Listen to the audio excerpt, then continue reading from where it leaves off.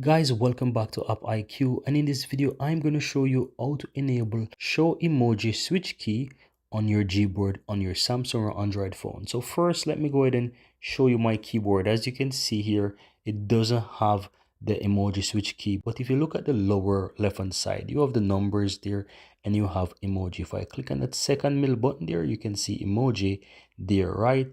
And you also have two other icons including settings, but it doesn't really give you the emoji switch key. And I'm going to show you how to make this key your emoji switch key. So you want to swipe up and go to your settings, guys, and find general management.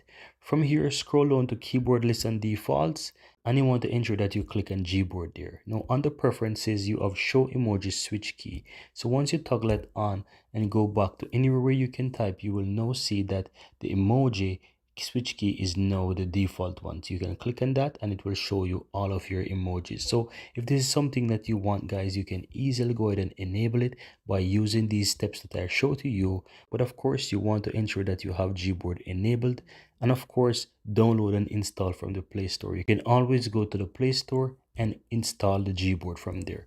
But that's it, guys. Very easy and very simple.